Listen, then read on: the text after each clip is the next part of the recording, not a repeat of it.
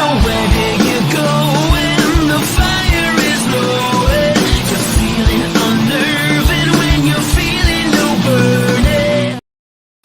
What's up, everybody? Noah Kaser back here for another episode of Noah Kaser Live. Let's get right into it. We're going to be talking about the new Chick-fil-A streaming service. What the heck is that? The Crow reviews are out. I got a good buddy seeing it, and I had a friend send me a reaction because he just saw it last night. We're going to talk about that, read some reviews on Rotten Tomatoes. Ridley Scott says that Gladiator 2 is his best movie. We're going to take a look at some of his better films that I really enjoy. Lord of the Rings, The War of Rohirrim. The trailer came out. I'm going to do a reaction to it. We're also going to talk about the box office. We're going to talk about the Netflix top 10. And we're going to talk about what's releasing this week in theaters and on streaming. But first, I want to bring up my new hat. I had to rep the shirt as well. I'm a nerd. But do I care? No. But let's get right into it. We're going to go into this first. So, Chick-fil-A. Chick-fil-A has a new streaming service. This is something that I was not really ready for because if you think about it, it doesn't make a whole lot of sense. It does not make a whole lot of sense. So this is coming to us from Mashable. Mashable is a very reliable source. And this is something that nobody really thinks needs to happen. Nobody wants this. Nobody wants this. But what is it going to be? This is coming to us from Mashable. And they are saying this. Not much is known about Chick-fil-A's small screen aspirations beyond the publisher's sources. However, it's reportedly in talks with multiple production companies. While the chicken chain's primary focus is creating new family-friendly reality shows, Deadline said it's seeking to acquire existing content to bulk out its offering as well. So, Chick-fil-A has reportedly budgeted approximately $400,000 per half-hour episode of an unscripted show, but hasn't completely ruled out scripted or even animated projects. However, it's likely higher production costs on such shows will drive towards unscripted content as it dips its toe into the streaming space. Such shows could include at least one 10-episode family-friendly game show with the company behind NBC's The Wall to be said to be involved in its development. Now, Chick-fil-A is going to be a streaming service. What you can do here is this. I think if you get in contact with the people over at HBO Max, I think if you get in contact with the people over at the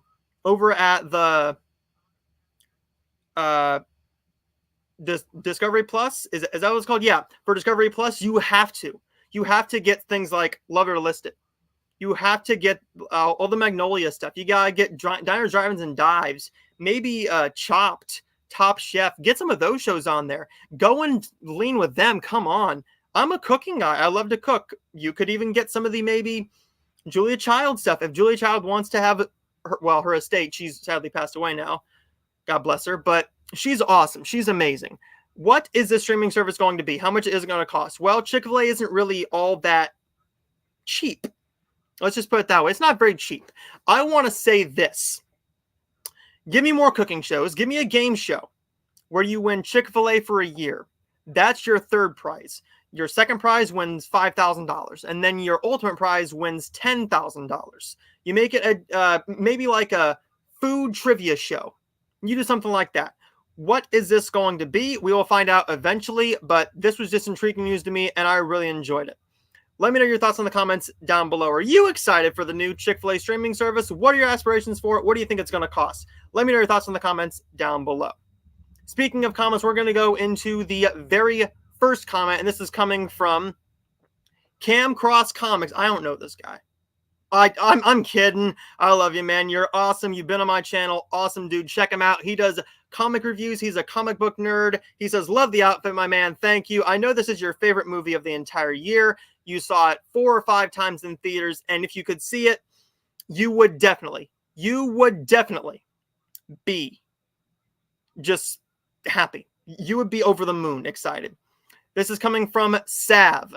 Hello, Sav. It's great to see you. Awesome guy in the stream, in every single one of my streams. Awesome guy. He texted me after the stream. We talk a little bit. He's actually requested me some movies to review, so stay tuned for that. I might do a separate live stream for that one, or I might just make that a whole entire episode of Noah Kaser Live.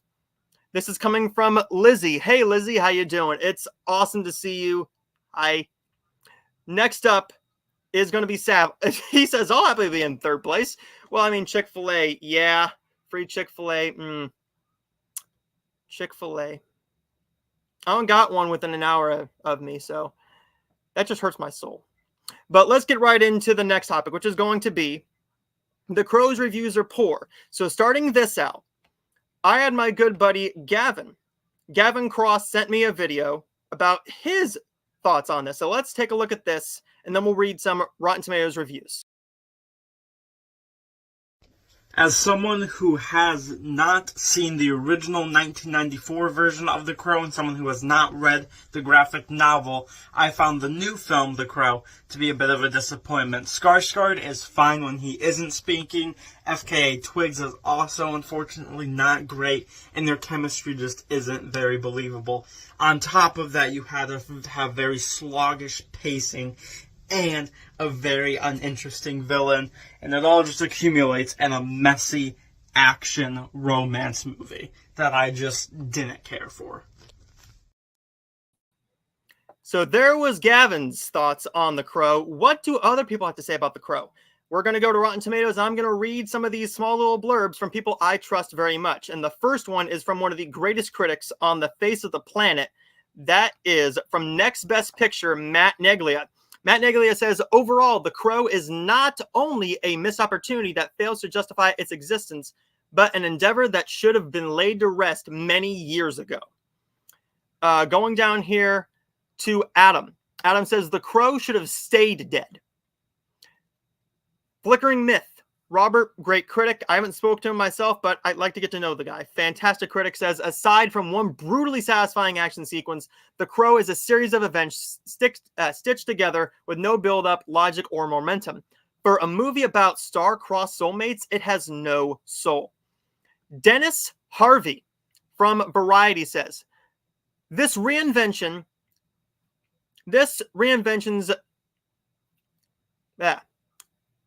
we are going to skip that one because I can't read that fast. Oh, wait a minute. Robert. Oh my God, Robert. I love this dude. He has some of the greatest, just smart ass takes on movies. He says it's like an anti-entertainment protest. Sure. Spooky Astronauts. If you don't know who Spooky Astronauts is, Emma, fantastic YouTuber. She does these videos every so often, almost every single day, talking about horror, what she watched that month, everything coming out in the horror space. She says it's mid. Jeremy Johns, we all know Jeremy Johns, the most subscribed to YouTuber in the movie space. All I see is a movie that drags on, has pacing issues, but with no real feeling of payoff. Going down here to Brandon Yu. This guy is great from the New York Times, but ultimately what this version, directed by Rupert Sanders, is spiritually, let me see. Does he say anything of substance? Okay. Is neither the film nor the comic, but rather the flattened popular image that the film produced. A Hot Topic style version of alternative consciousness. This guy is great. Let me see if we have one from Perry Nemiroff, because Perry Nemiroff is, I think, the greatest critic in the written space. Drum Dums gives it a positive review. This guy's a bit of a wild card here because he'll either love a movie or he'll really enjoy a movie. Skarsgård and FKA Twigs actually have great chemistry, and there are some big heart moments between the two in the story. It's messy in pacing and the villain department, but the final act goes super hard and bloody. Mark from Mark Reviews Movies. I read this guy's reviews all the time. He says, this blandly visualized and haphazardly executed movie isn't what the genre needs, we want, or the material deserves. Going down here a little bit further to Roger Moore. He says, never overcomes a general heartlessness that permeates even the abrupt romance that supposedly launches and drives it. Wow. So they're loving it. They're loving this movie. They really, really are. Going down here to read a little bit more of these, we're going to go with William Bibbiani. William Bibbiani, I'm just going to read a little bit of this. When you stifle the emotional simplicity of a story like The Crow to emphasize the plot, The plot had better make sense, and it doesn't. It's got perplexing rules, a vague, he's not being very nice. Do we have anybody else who's going to give a positive review that I actually trust the opinion of? Rachel. Okay, Rachel from the Mary Sue. This story of love and the desperation one feels to get back makes The Crow a worthwhile movie to see. So as you can tell, it's a bit of a mixed movie, but if you go up here, what does this number say? We're going to take a look at this number because this movie does not look like it is getting the most beloved reviews in the world. Coming down here, it says it has a 21%, up from 19. I was in my group chat, and me and the guys were like, hey, what do you think this is going to be at? Some people thought 40. I thought 35. No way it goes below 35. Well, you know, things happen. Things happened. I wanted this to be good. I really did. I really wanted to. This movie should have been great. But what are your thoughts on The Crow? I'm not going to be able to see it until it comes to streaming. I have a feeling it'll be out on digital in 3 weeks. This isn't going to make a lot of money at the box office. If you watch my last show, I talked about the box office projections. It's going to do just about the same as Borderlands, unfortunately. It's not going to make even $40 million worldwide, I don't think, in its overall theatrical run. But what are your thoughts on the comments on The Crow? Let me know your thoughts and comments down below. Next up, we're going to go into the comments. And the comments, I have Michael. What's up, Michael? I know you're getting ready to watch Friday Night SmackDown. I appreciate you stopping in the stream. Let me know in the comments, what are you excited for? Are you excited for Bash in Berlin? Sav says, I think people should watch the original 1994 Crow. See, I'm probably going to do that. I might do that after. Seeing the new one. Michael says, I called it about The Crow being awful. Watch the original, everyone. That's 2 for 2. I believe the original 94 Crow is available on YouTube in full. At least in the UK it is. I don't know about the US, but could check. Michael says, this film should be at a 5%. Wow. Did you see? I can't remember if you saw this movie, Michael. Did you see The Crow? Wow. And then finally, for this comment section segment, Michael says, I'm looking forward to Bash in Berlin. I'm looking forward to it as well. I know I have the afternoon off of work. I get off at 2. It starts at 1 o'clock here on the East Coast, so I'm looking forward to it. But the next topic is going to be one that I have a few things to say. Just a few things to say. So, one of the greatest filmmakers of all time, Ridley Scott says Gladiator 2 is his best movie. Why does this make news? Well, when you take a look at Ridley Scott's other films, Alien, House of Gucci, The Last Duel, look at everything this guy's done. That's really all you need to do is look at what this guy's done. So, I'm going to bring up his Wikipedia, but before we do that, this is coming to us from, who is this coming from? Let me pull up this article here. Who is this coming from? This is, I lost it. Here we go. It's from Screen Rant. Screen Rant says, Ridley Scott declares Gladiator 2 one of his best movies ever. So, in the summary, Ridley Scott declares Gladiator 2 among best films he's made, promising full-bore brutal action in the upcoming project. Gladiator 2 joins Scott's impressive filmography, including Alien, Blade Runner, and The Martian as acclaimed works. And Scott confidently asserts Gladiator 2 is the best thing I've ever made, or at least one of the best things. Coming from Screen Rant, that says a lot to me, because what this guy has done is really nothing short of amazing. Let's take a look at this. This is coming to us from Wikipedia.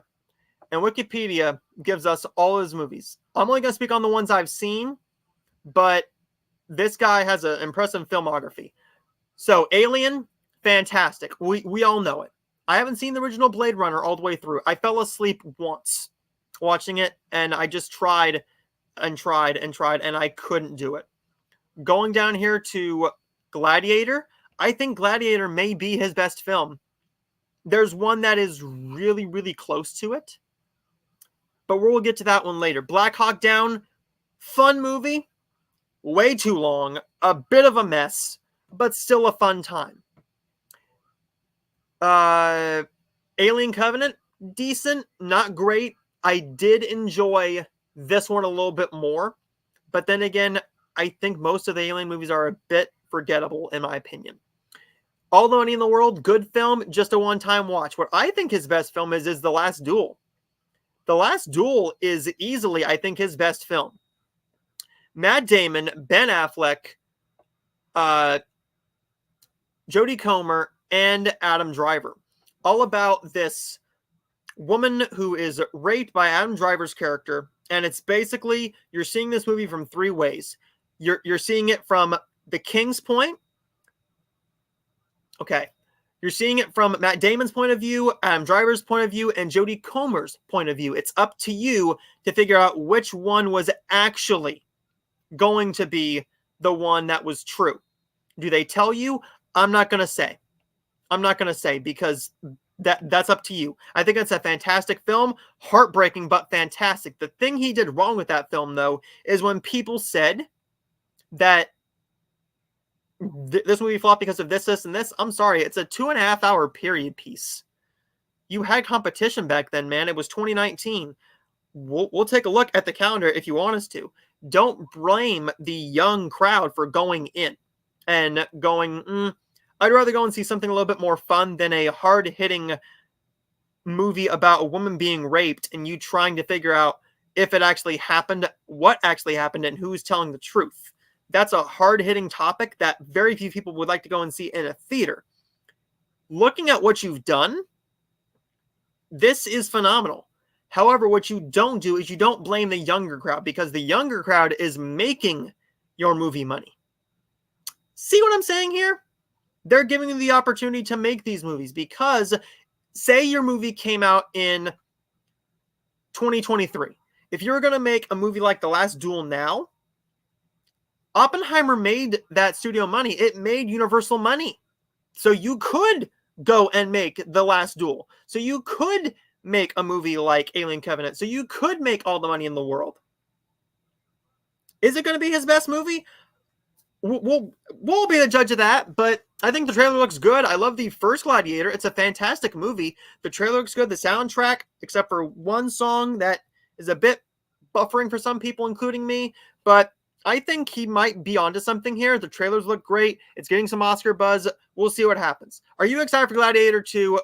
Do you think it's going to be his best movie out of everything I've listed that I've seen, along with his other stuff that I haven't seen, like A Good Year? Like, say, well, we're not going to bring up Napoleon. We're not going to bring up Napoleon. Maybe like a Thelma and Louise, a Legend, a Black Rain, a Hannibal, Matchstick Men, American Gangster, Robin Hood, Prometheus, The Martian, for God's sake. The Martian got nominated for Best Picture. This is getting some Oscar buzz. We'll see what happens when it debuts at festivals, though. Let me know your thoughts in the comments down below. We're going to go into the comments here one more time. And this says, Michael says, I didn't see it, but from the trailers, it looked awful. Okay. Michael also says, I didn't even see the original Gladiator. Check it out, man. It's 2.5 hours. It is so damn good. It is so damn good. Oh, my God. Oh, my God.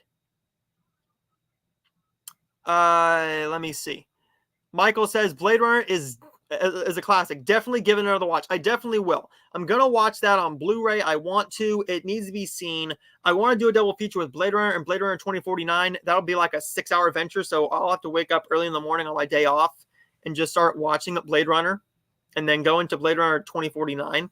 What I did do one time is I tried to do Blade Runner 2049 in theaters. I couldn't do it. I left. And then I got the Blu-ray. I rented the Blu-ray and I started watching it about 12:30 in the morning. I got about 45 minutes into it, I think, half hour, 45 minutes, and I fell asleep. Before I knew it, the movie was just about over. I'm going to give it another watch, see what I'm missing from Ridley Scott, but we'll see. Sav says, the original Gladiator is a fantastic movie. I I do agree. It's fantastic. Fantastic. American Gangster is his underrated film, but I like it. It was too long. I know it's about 2.5 hours. That's why I've been straying away from it, because I like a little bit of that. Sav says, I see you got a poster of me over your right shoulder. Over my right shoulder. Okay, so my right shoulder. Oh. I think I just picked the Rock's nose. Boop. No. No. Sorry. I would make do you smell what the Rock is cooking joke, but I'm not going to do that. If you smell what the Rock is cooking. Michael says, I watched Drag Me to Hell today. What a hilarious film. It was even though what a hilarious film it was, even though it's supposed to be a horror film. I've heard it's hilarious. I want to watch that. I've been recommended that film for years. It's just, I've heard it's a terrifying film too. So that'll probably be one I'll have to watch during the Halloween season. So, if you smell what the Rock is picking.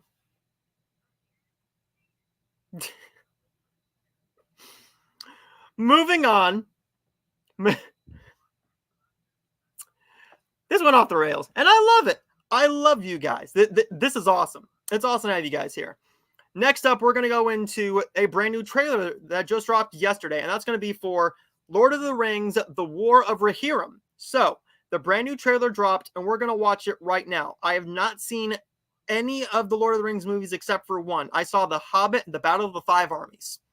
So, we're going to take a look at this on YouTube, and we're going to see what it's all about.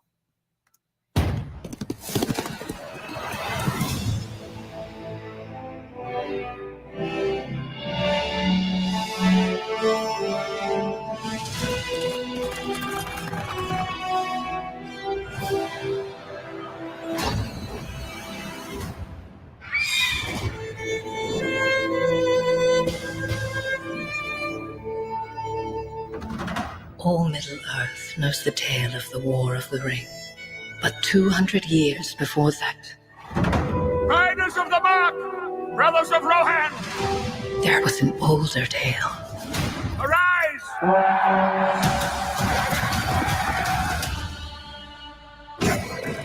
We come with an offer to strengthen Rohan. Hera, daughter of Helm, I, Wolf, seek your hand in marriage. Our fathers speak as if I were not even in the room. I do not want to marry you. You do not seek an alliance. You seek a throne. You will live to regret this, old man. He's dead. You will pay for this with your life. The boy I knew would never wish for war. The boy you knew is gone. Fire! There's so many of them. I pledged to fight for my king. You know nothing of war. I'm the fastest rider you have.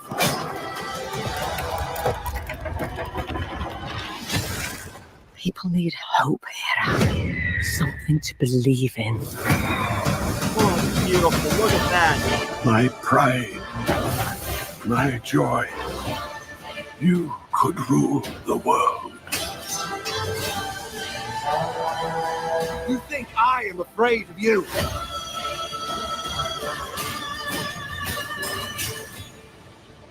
You should be.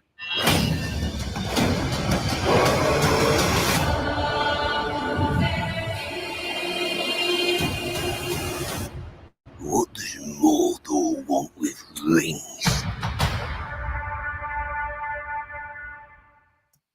That looks fantastic. I'm not even going to lie to you. I'm not an anime guy, but that looks really freaking good. I mean, that animation, the anime style usually isn't my thing, but this looks gorgeous. It looks like a anime style from like a Studio Ghibli mixed with a little bit of what's that one company who put out the Boy and the Heron? It looks like it has that bit of a feel to it. This looks fantastic, action-packed. The script looks great. It looks like a potential Oscar nominee for Best Animated Feature. Right now, I think the leading contender is probably Inside Out 2 based on money, but also because of the overall love of the film. But we'll see what happens because Transformers 1 could have a shot if the reviews are as good as they've seemed to be. But this could actually be up there. I'm not a Lord of the Rings guy. I'll watch them maybe before this one. If I get to see in theaters, great. If not, I'm not sure because that December schedule looks packed. And since I only have a 2 auditorium theater, oh my God. But let me know your thoughts in the comments down below. Are you excited for Lord of the Rings, The War of Rohirrim? What do you think about it? Are you excited? Let me know your thoughts in the comments down below. Next up, we're going to go into the comments one more time because let's get ready to talk about more about The Rock. If you pick what The Rock is smelling.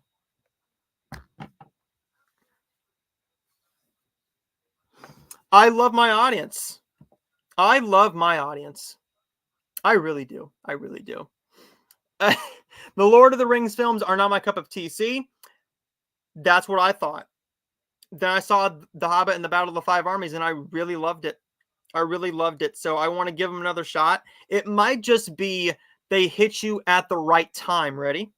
Because Game of Thrones, I didn't get into that until well into season 5, 6. And even then, I took a multi-year break. It wasn't until a couple of years ago I watched through the whole thing. And I'm getting ready to watch through it again. Because why not? But if you try them and they're not your thing, that's awesome. I don't know whether to watch the extended cut or the theatrical cuts first. The extended cuts, I'm sorry, but people gotta pee. People have to pee. I can't sit there and watch a 4-hour movie. One after the other. But the next comment is from Sav. Sav says, I watched Despicable Me 4 and I enjoyed it. That's awesome. It's definitely one that either you enjoy or you don't. It's one where you enjoy the minions, you enjoy the stupid humor, and it just works for you. If not, that's perfectly fine. I liked it as a kid's film. I don't need to ever think about it again, though. I'm going to think about it again because I do enjoy the rest of them. I enjoy Despicable Me. I didn't like 2. I liked 3 a lot. I really enjoyed the first Minions. And I didn't like Minions: The Rise of Gru. This one was cute. It was cute. It was fine. I'm glad you enjoyed it, though. That's what movies are all about. We have differing opinions. Movies are always subjective, not objective opinions. Lizzie says, I'm so nervous for this. Please don't mess up Lord of the Rings. This looks like they took Lord of the Rings and they made it look like Avatar: The Last Airbender. Don't know how I feel about that. See? I like the animation, but we'll have to see more with the trailer because it does feel like that. Now that you bring that up, it does feel like Avatar: The Last Airbender. It really does. It gives you a really anime style, but give me a good script. Give me a good script. Build these characters up as important characters and give them purpose. Because if you don't, then your movie kind of builds to nothing. Sure, your animation's great. We saw what happened with The Lion King. They fixed that with this new one. They're actually giving them emotions. And you brought in Lin-Manuel Miranda to do the soundtrack. Another win. But I'm looking forward to this now that I've seen the trailer. But I had no expectations for this. None at all.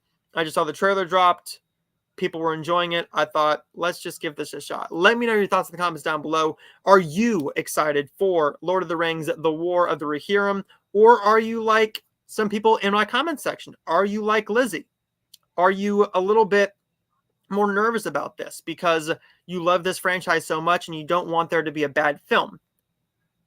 I completely understand that because I'm the same way with Marvel, DC, Star Wars. I don't want a bad film. But with Lord of the Rings, I believe there's a good shot that it's going to be fantastic. Let me know your thoughts in the comments down below. And this is going to be the sad part of the show where we go over our last 3 segments. We're not doing Release Rewind this week. That'll be on Tuesday night. I only do those on Tuesdays. I thought about doing I thought about doing a release rewind of doing like 5 years, 15, 25 years. Instead of on Tuesdays, I do 10, 20, 30, 40. I might try that a Friday or two just to see how it goes. It's a lot of work to do those, but it's very rewarding because you guys really enjoy those videos. But next up is going to be us talking about the box office. So the box office results are coming to us from the numbers. We talked about this on Tuesday, but they always change every single day. So the box office is never the same from day to day. Movies are being seen no matter what. So we're going to take a look at this. Alien Romulus this weekend made $42 million. I did see that and did enjoy that. Deadpool and Wolverine earned $33 million. It ends with us at $23.8 million. Twisters at $10 million. And Coraline at $9.6 million for its 15th anniversary for Coraline. This could potentially go longer. I think if you put this out again, let it go a little bit longer. Don't make it just like a 1 week thing. I believe you keep this out, or you should have put this out in Halloween. Do like a double bill. Do a double bill with Family Events for Coraline and Nightmare Before Christmas. I believe that would make massive amounts of money. Despicable Me 4 earned 6.2. Inside Out 2 is down at number 8 with 3.4. But why is this important? Well, taking a look at Despicable Me 4, I said it bottoms out at 850. I'm clearly wrong. It's at 850 right now, and it still probably has another $30-40 million worldwide this weekend. So it could end up with $900 million. I don't see it reaching $1 billion, though. What I'm scared of is Inside Out 2. Because Inside Out 2 is at 1.629. Why is that scary for some people? Well, looking at this, we're going to look at the all-time box office. They say it's the biggest animated movie of all time. It's not yet. What is? It's The Lion King. $15 million. Well, no, sorry, $17 million. $17 million from reaching The Lion King. Can it do it this weekend? Because it's not done with its 100-day run yet. It's doing a 100-day release window in theaters. We'll come back on Tuesday and we'll check. Well, I'm obviously going to check on Sunday, but I'm looking forward to that. Borderlands bombing even more, only earning $2.4 million. Not even going to reach $30 million, potentially not even $30 million worldwide at the box office. This movie was too late. It had zero marketing, and it didn't look any good. You didn't really give us a look at what the movie's about. So when you do that, your movie's box office is going to tank. Harold and the Purple Crayon is still bombing, and it's not going to get no better at $20.4 million. I wonder if my theater is going to get this, because my theater said that they're going to be getting 2 new movies, 2 different movies on September 5th. One is going to be Beetlejuice, which we'll talk about in just a little bit. But then they're getting another movie. After that, they might be getting The Forge. So are they doing a 1-week deal? What's a movie that you could do a 1-week deal with? Well, you could potentially do Harold and the Purple Crayon. Nobody's going to go and see it, though. Borderlands, no one's going to go and see it. I think you do Trap. I think you do a 1-week theatrical release for Trap. If you want to do Long Legs, do Long Legs. If you want to do Harold and the Purple Crayon, go for it. But out of everything, I say you do Trap, because that movie looked good, and it's not doing awful at the box office. It's at $64.1 million, so it's not tanking. It's doing fine. It's doing fine for what it is. But we will come back on Tuesday to see what happened with the box office with Despicable Me 4, but more importantly, Inside Out 2. Twisters is still going. I'm very proud of this movie. I really enjoyed it at $337.5 million. What shocked everybody is how well It Ends With Us did at $206.6 million. This was scheduled. It was on the radar to make $20 million opening weekend, and it doubled that. And then some with 50 million. 50 million opening weekend, almost beating Deadpool Wolverine, which right now is at 1.156. I think this might have another 150. It might get to 1.3. It might get to 1.4. It depends on everything else, because if you look at the release calendar, there's nothing coming out this week or next week that's going to give it any business, really. And Alien Romulus is at $124.5 million worldwide. What are your thoughts on the box office? What have you seen in theaters? Sav did say, great grammar there. I speak English. Sav said that he did see it. He saw it, Despicable Me 4, but he did say that he still needs to see something else. So we'll look at that in the comments. But let me know your thoughts in the comments down below. What do you think about the box office? Let me know your thoughts in the comments down below. Next up, we're going to talk about Sav says, that's what's good about watching a long movie on physical media. You can stop it and go for a pee, then come back to it after. That's right. Because if you want to watch something like Gone with the Wind, that's 4 hours. Go for it. If you want to watch a long movie like, Once Upon a Time in Hollywood is 240. Okay. So say you want to do something like Killers of the Flower Moon at 3 hours and 26 minutes. You can pause that at home. If you want to watch Oppenheimer at home, you can watch that at home. It's 3 hours. You can pause it. You can come back and act like it's a mini series, like some people did with The Irishman. Some people did 1 hour here, 1 hour there, 1 hour there, and then they finished the last little bit of it at 3.5 hours. But I really enjoy long movies. It just takes a lot for me to do it. If I'm going to watch a long movie, I'd rather watch it in theaters for the first time. But that's what got me in trouble with seeing Horizon, because I wanted to see that movie in theaters. It was 3 hours, and I was genuinely bored by about, I want to say a good 30, no, probably a good 60% of the film I was bored by. Sav then says, I still need to see Inside Out 2. Definitely see Inside Out 2. I think that should be your next film in theaters. It's going to leave theaters at some point. I don't know if it's still playing at your theater. I think it's playing at the Cinemark about 30 minutes away from me. So potentially you could see it at your theater at a Cineplex or something like that. But the final two topics we're going to talk about is this. We're going to talk about what is in the Netflix top 10. So the Netflix top 10 is one I love to do every single show because it always changes and there's never the same movies in there in the same release order. But we're going to take a look at this. And here's what your Netflix top 10 looks like. We're going to start with movies and then go into the TV shows. So here's your Netflix top 10. At number 1, still at number 1, is The Union. At number 2, Migration. Good little short film. I do enjoy it. It's only 82 minutes with the end credits. Definitely check it out. It's cute. It's family friendly. I know why it's up there.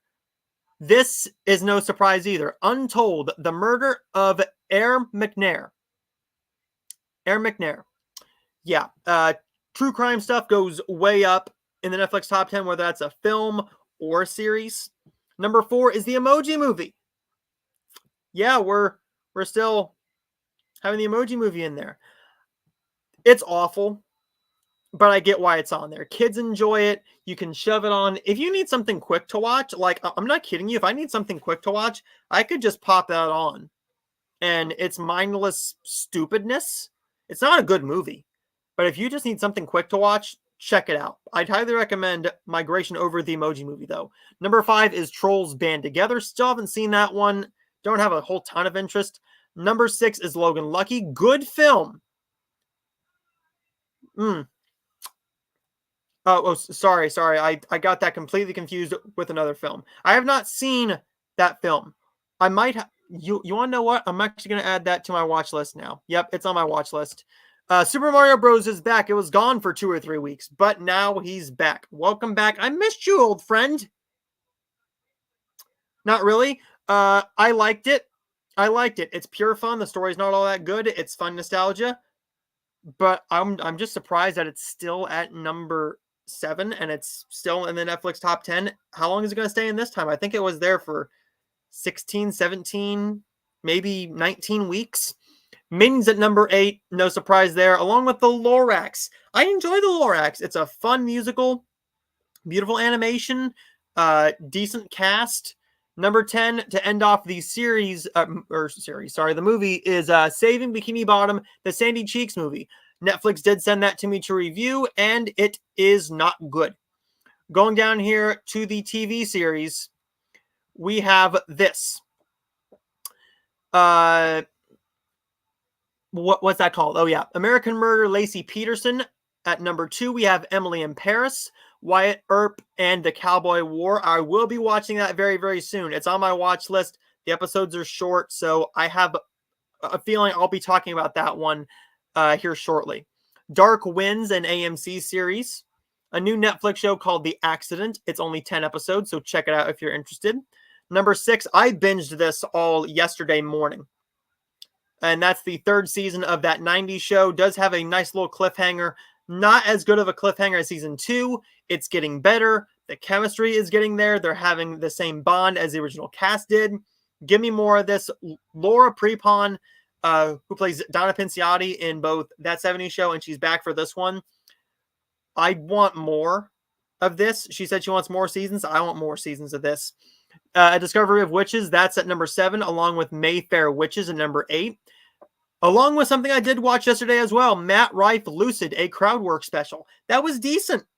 That was a decent little special. It was much better than his stand-up special that came out earlier this year. That was barely funny at all. I laughed a couple of times, but this one was a lot funnier because you never know what anybody's going to say in a crowd work segment of a stand-up comedy show.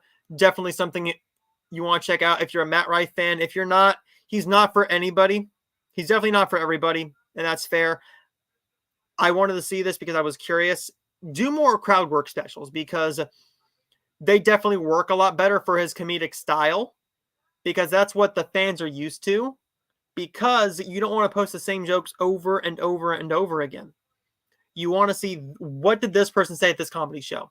What did this person say? What did Matt Rife have to say back to this person? Crowd work is not easy. It's not easy. Just like doing this live show is not easy. It's a lot of work. You never know what anybody's going to say. You never know what you're going to say, and you never know what I'm going to say. But anyways, at number 10, we have Love is Blind UK. Love is Blind, not my type of thing. I might give it a shot at some point. I have an interest in it, but I know there's like so many other ones on Netflix. There's what's one? Too Hot to Handle is one. Definitely a show I know that's I think that's the show where these singles go and they try not to hook up with people and they end up hooking up anyways. But let me know your thoughts in the comments down below. What do you think of the Netflix top 10? What have you been watching on Netflix? And what are you excited about coming to Netflix? Because I got some stuff to talk about for Netflix coming up in the last segment of this show. And that is going to be wait a minute. I want to go into the comments first, but let me know your thoughts in the comments down below. He says, I got 2 movie theaters in the UK near me, Cineworld and The View. Definitely. Definitely go and see those. Watched Migration in theaters. It was cute, but should have watched it on Netflix. See, I watched it with a buddy of mine.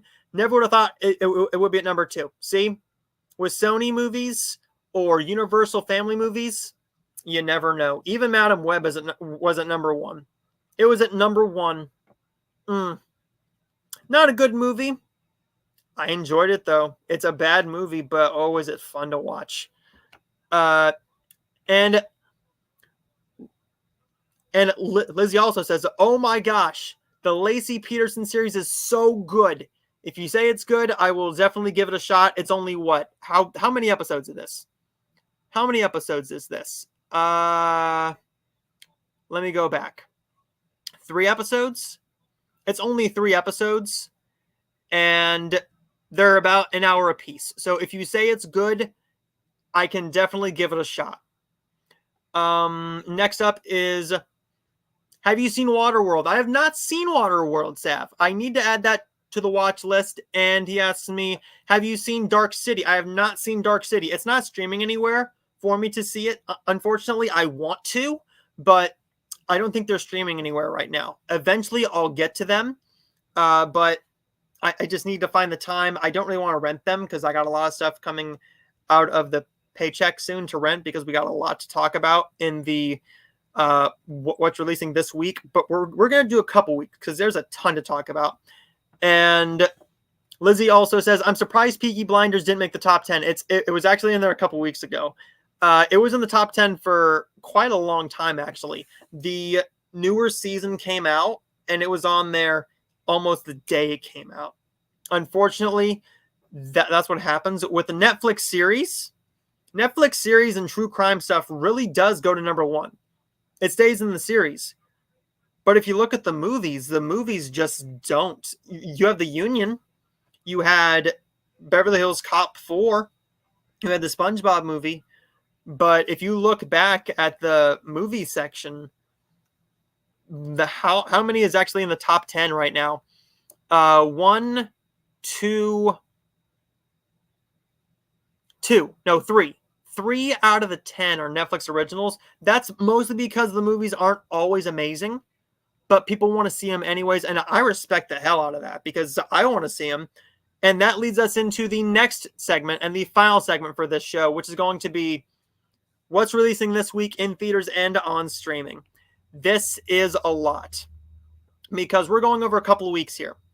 I got a lot to talk about, and that's not including the Hallmark stuff I will be reviewing. There is a new Hallmark movie that I do have to remember to record, which I might actually do right now as I am doing this show. Right now they are, okay, so it starts at 9. It's called Nellie Knows Mysteries. Nellie Knows Mysteries is airing its first movie tonight. I'm looking forward to it. It stars Pascal Hutton and Kevin Smith. And then on Saturday, tomorrow night, we do have a brand new romance movie from them called The Magic of Lemon Drops, which I will also be reviewing on Tuesday's show. But what else is coming out on Netflix and on Hulu Prime theaters? Well, this is coming from Releases.com. Releases.com says this. The Crow is in theaters. As we just talked about, the reviews are not all that strong. My good buddy Luke is in the theater right now seeing this. He's probably going to text me and the group chat after he gets out. He did tell me that Blink Twice was pretty good, so that's good to know. The Forge, my family was going to go and see it, but the Cinemark is not playing it. 30 minutes away from us is surprisingly not playing it for some reason. But VOD, Longlegs is available on VOD.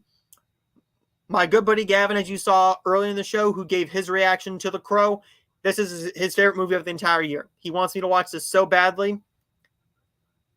I'm thinking about it, sort of. The Killer on Peacock, I will have my review of The Killer on Tuesday's show, along with The Supremes at Earl's All You Can Eat, and with Incoming on Netflix, as well as Greedy People.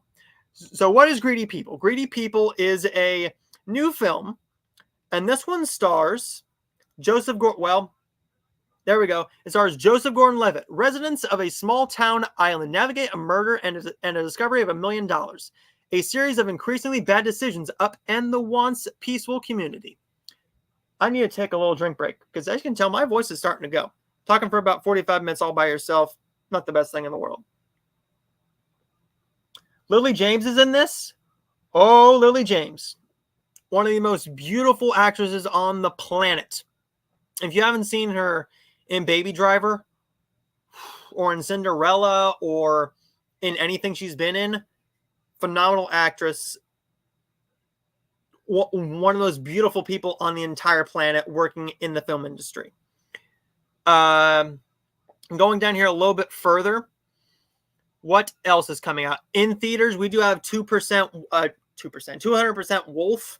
That's available right now. Horizon and American Saga. I talked about that. Not a great movie. I could see myself buying the Blu-ray for my grandma to see it because I think my grandma would really enjoy it. I know my grandpa, if he was still here, he would love Horizon. He'd eat it up. It's definitely his film. I'll also have my review of EFC probably next Tuesday, maybe next Friday. I have a screening link for that one, so I will be watching that one and reviewing that one. Going down here a little bit more to the next week, as we already talked about, it's going to be a very busy week. So on VOD, we're going to go with VOD first. Borderlands comes out next. Is that next Thursday? Next Thursday, Borderlands comes out. I don't want to pay $20 for it. What I will pay $20 for is Kinds of Kindness. But I'm going to do this because it's Yorgos Lanthimos and Emma Stone, who just made Poor Things. Emma Stone won the Academy Award for Best Actress at the Oscars this year. Willem Dafoe's in it. Margaret Qualley, Jesse Plemons, Hong Chow. It's Searchlight Pictures. It's not going to be an Oscar contender anymore. It's just too weird for them. But going down here a little bit further, Blu-ray and DVD, we have Kingdom of the Planet of the Apes and the Garfield movie coming to Blu-ray. If you don't want to buy or rent the Watchers, if you didn't get to see it in theaters, that will be coming on Max on the 30th. I hope that's down below somewhere. In theaters next week, we have Reagan, which I do want to see. I've known about that project for a little bit of time now. You Gotta Believe looks like a fun sports film with Greg Kinnear and Luke Wilson. A Little League baseball team of mishaps dedicate their season to a player's dying father. In doing so, they accomplish the impossible by reaching the World Series finals in a game that became an ESPN instant classic. It looks like a fun, charming, upbeat film. It's going to be a tearjerker because I hope the father doesn't die in the film. I'm hoping that they wait until after the film and they just go, hey, he did pass away. They won this. I don't know how that game ended, but moving on to the next movie, we have The Deliverance on Netflix. This is going to be a horror film. After moving into a mysterious house, a struggling mother must face down her demons in order to save her children's souls. This has a phenomenal cast with Glenn Close, Omar Epps, and Anjanu Ellis Taylor.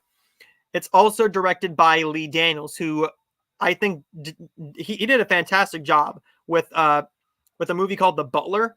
Fantastic. Also coming out on Blu-ray and DVD on the 27th, we have Watchmen, Chapter 1. I will be renting that one then if it's down to $5.99. If it's not, then probably not. It is still $20, and I don't want to pay $20 for it.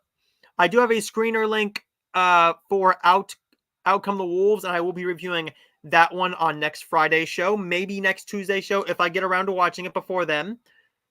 Going a little bit further down, we have one here that I think could be fun. Sight and Sound presents Daniel Live. It's going to be a Fathom event. Where I looked, it's $14. Concussed: The American Dream. It's all about this player who was drafted, and he became a part of the 2012 Super Bowl winning team. Concussions cut his career short, and the film is paralleled by NFL Hall of Famer Brett Favre's CTE experience. I'm looking forward to seeing that because I'm a football fan. Anything with football, go Steelers. Love them to death. On Peacock next Friday, you do have The Fall Guy coming out. Going down a little bit more. If you are a fan, well, maybe I will not be renting Kinds of Kindness because it'll be going to Hulu. That'll save me $20. But anyways, before I notice that, we have Gary. Gary is going to be a Peacock documentary coming out next Thursday, all about Gary Coleman. On Hulu, you will have the movie Kinds of Kindness, so don't rent it, don't buy it if you don't want to, or if you don't have the money, just wait till it's on Hulu, just like I will be doing now. In theaters on September 6th, we have Beetlejuice. I'm probably going on Thursday night, the 5th, to go and see that. On Max, we will have The Boy and the Heron on the 6th. On the 5th, we will have Apollo 13 Survival. I'm going to watch that. I want to see that documentary. I'm probably not going to review it. There's not much to talk about with that film, I don't think.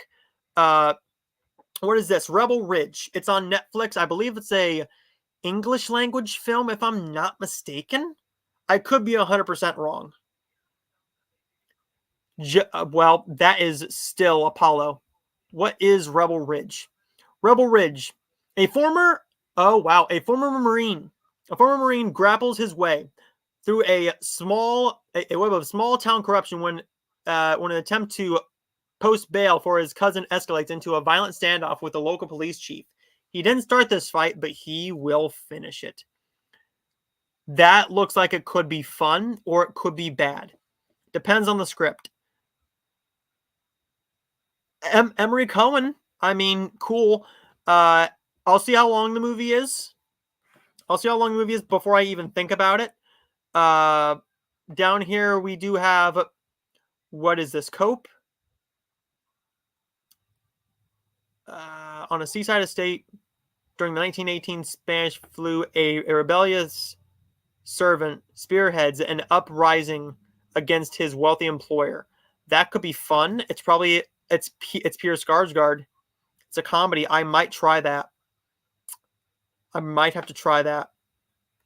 Going down here a little bit more, we have Don't Turn Out the Lights. I will be renting that one. That looks fun. A fun horror film.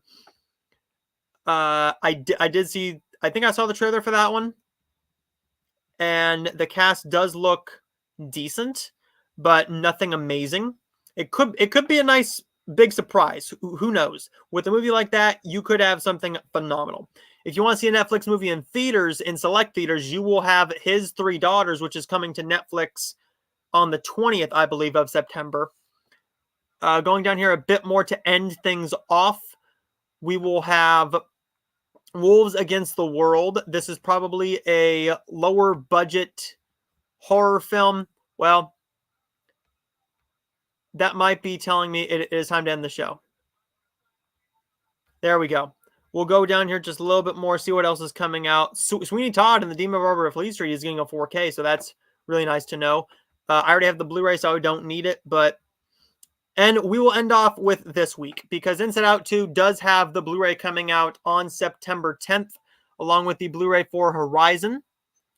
You will also have a busy week for Blu-ray and DVD and theaters during that week, because we have The Killer's Game, the brand new Dave Bautista action film, along with My Old Ass, is going to be in theaters, with the big release being Speak No Evil, the brand new horror film with James McAvoy.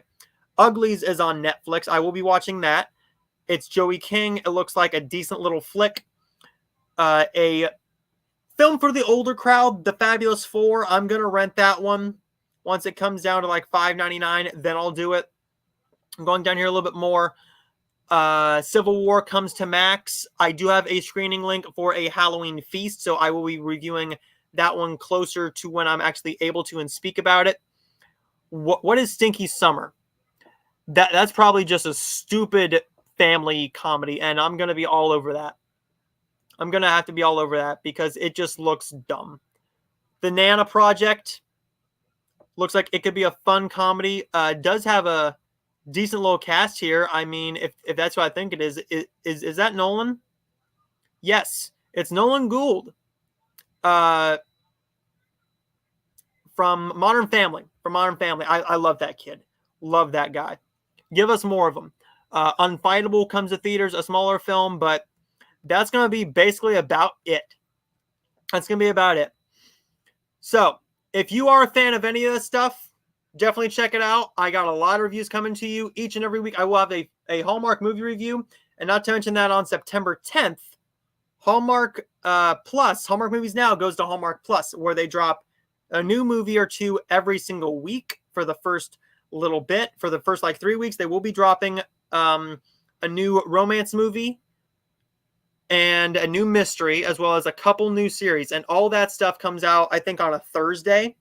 Maybe it might be on a Thursday. Some of the stuff might drop on a Tuesday or a Wednesday.